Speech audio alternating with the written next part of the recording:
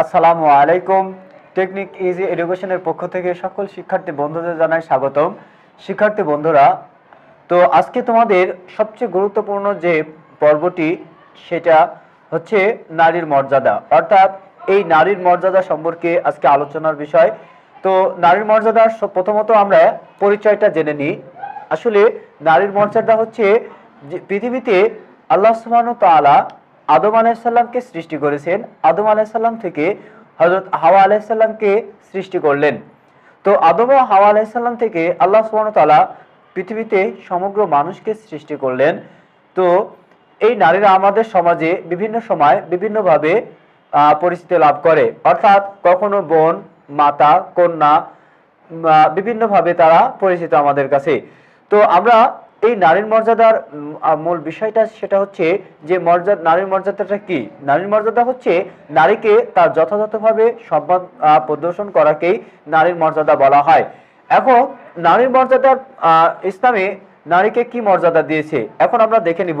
ইসলামে নারীর মর্যাদা, অর্থাৎ ইসলাম একমাত্র ধর্ম যেখানে নারীকে তার যথাযথ মর্যাদা বা সম্মান দেওয়া হয়। আর ইসলাম, আল্লাহ রাসূল বা সমস্ত নবী রাসূলগণই নারীদেরকে যথার্থ মর্যাদা বা সম্মাননা দিয়েছেন। যেমনকি রাসূলুল্লাহ সাল্লাল্লাহু আলাইহি সাল্লাম তিনি তার দুধমাতা হালিমাকে তার চাদরে বা মাথার পাগড়িতে বসিয়ে দিয়ে তিনি নারীদেরকে মর্যাদা আরো বেশি বাড়ায় দিয়েছেন। শুধু তাই নয়, আল্লাহ সুবহানাহু ওয়া তাআলা যেহেতু তার রাসূলকে জন্মগ্রহণ করাইছিলেন জাহেলি যুগে, যে জাহেলি যুগে নারীদের কোনো সম্মান বা মর্যাদা ছিল না, আল্লাহ সুবহানাহু ওয়া তাআলা এই জাহেলি যুগে জাহেলি মানুষরা তারা কি করত, নারীদেরকে জীবিত কবর দিত, তারা নারীদের সাথে খারাপ ব্যবহার করত। এই জন্য আল্লাহ সুবহানাহু ওয়া তাআলা পবিত্র কোরআনে বলতেছে যে আর যখন তাদেরকে, অর্থাৎ জাহেলি যুগের লোকদেরকে কন্যা সন্তানের সুসংবাদ দেওয়া হতো, তারা তাদেরকে এমনভাবে মনস্তব করত মনে হয় তাদের হিত বা নিজ গ্লানিতে তারা নিজ সম্প্রদায় থেকে আত্মগোপন করুক। আর এখান থেকে আমরা দেখেছি যে তারা এই আত্মগোপনের কারণে তারা নারীদের মানে কন্যা সন্তান জন্ম দেওয়ার কারণে তারা তখন মনস্থ করত যে তাকে রেখে দিবে না তাকে জীবিত কবর দিবে। তো আসলে তারা যে কাজটা করে এটা কতই না নিকৃষ্টতম একটা কাজ। তো এখান থেকে বোঝা যাচ্ছে যে আসলে এই জাহেলি যুগের মানুষরা নারীদের সাথে বা কন্যা সন্তানদের সাথে কিরূপ খারাপ ব্যবহার বা আচরণ করত। তো সেই সময়কে আল্লাহ রাসূল নারীদেরকে যথার্থ সম্মান ও মর্যাদা প্রদান করেছে। আমরা আরেকটি বিষয় দেখে নিতে পারি যে রাসূলুল্লাহ সাল্লাল্লাহু আলাইহি সাল্লাম বলেছেন যে মায়ের পায়ের নিচে সন্তানের বেহেশত। নাসাই শরীফের হাদিসে বলল যে মায়ের পায়ের নিচে সন্তানের বেহেশত। তো এখান থেকে বোঝা যাচ্ছে যে আসলে নারীকে কতটা মর্যাদা দেওয়া হয়েছে। রাসূলুল্লাহ সাল্লাল্লাহু আলাইহি সাল্লামের কাছে একজন সাহাবী এসে জিজ্ঞাসা করলো, ইয়া আল্লাহ রাসূল, আমরা প্রথমে সম্মান করব কার? আল্লাহ রাসূল বলল যে তোমার মাতার।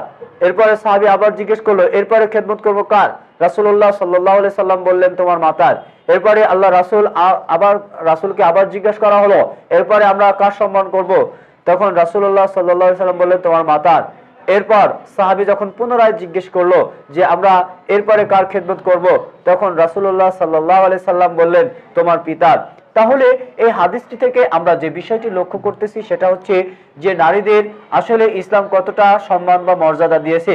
এর মাধ্যমে আল্লাহ রাসূল নারীদেরকে যে সম্মাননা দিলেন, তো আরো আমরা দেখেছি যে রাসূলুল্লাহ সাল্লাল্লাহু আলাইহি সাল্লাম জাহেলি যুগে যে নারীদেরকে কোনো সম্মান বা মর্যাদা দেওয়া হতো না, আর সেই নারীদেরকেই তিনি সম্মাননা দিয়েছেন। তো রাসূলুল্লাহ সাল্লাল্লাহু আলাইহি সাল্লামকে যখন এই নারীদের সম্পর্কে আল্লাহ রাসূল যে কথাগুলো বলেছেন, আল্লাহ সুবহানাহু ওয়া তাআলা এই নারীদের সম্পর্কে অর্থাৎ পবিত্র কোরআন মাজিদে সূরা আর-নিসার মধ্যে, অর্থাৎ নিসা শব্দের অর্থই হচ্ছে নারী, তো এই সূরা আর-নিসার মধ্যে আল্লাহ সুবহানাহু ওয়া তাআলা নারীদের বিভিন্ন রকম অধিকার বা নারীদের হক সম্পর্কে আলোচনা করেছেন। তো তার মধ্যে আমরা আর যে বিষয়টি এখন দেখব সেটা হচ্ছে যে নারীদের সম্পত্তি, অর্থাৎ পিতা মাতা যখন মানে সন্তান রেখে মারা যায় তখন অনেক পরিবারে আছে যারা নারীদেরকে বা কন্যা সন্তানদেরকে তাদের যথার্থ সম্মান বা অধিকার দেয় না। অর্থাৎ পিতার সম্পদে নারীদেরকে কোনো ভাগ বা অংশীদারিত্ব রাখে না। তো এটা ইসলামে একটি হারাম, অর্থাৎ নারী কন্যা সন্তানদেরকে যদি পিতামাতার সম্পত্তিতে বা পিতার সম্পত্তিতে যদি ভাগ না দেওয়া হয় তাহলে সেটা ইসলামী দৃষ্টিকোণ থেকে হারাম। এই জন্য ইসলাম সেই দৃষ্টিকোণ ইসলাম অবশ্যই নারীদেরকে তার যথার্থ প্রাপ্য বা সম্মান দেওয়া উচিত। কেননা ইসলামে আল্লাহ রাসূল সাল্লাল্লাহু আলাইহি সাল্লাম নারীদেরকে যে সম্মান দিয়েছেন, আল্লাহ তাআলা যে সম্মান দিয়েছেন, আমরা যদি আল্লাহ রাসূল ও আল্লাহ তাআলার আদেশ যদি অমান্য করি তাহলে অবশ্যই আমাদের কিয়ামতের দিনে আল্লাহ সুবহানাহু ওয়া তাআলার কাছে তার যথার্থ হিসাব দেওয়া লাগবে। তো আমরা এই নারীর মর্যাদা থেকে যে শিক্ষাটা পেয়ে থাকি সেটা হচ্ছে নারীদের যথার্থ অধিকার আদায় করা, এরপরে নারীদেরকে তার সম্মান প্রদান করা। তো শিক্ষার্থী বন্ধুরা, এই ছিল আজকের আলোচনার বিষয়। আশা করি তোমাদের এই পর্বের আলোচনার বিষয়টা বুঝতে পেরেছো। তো এই বলেই আমি আমার আজকের পর্ব শেষ করতেছি। আসসালামু আলাইকুম ওয়া রাহমাতুল্লাহ।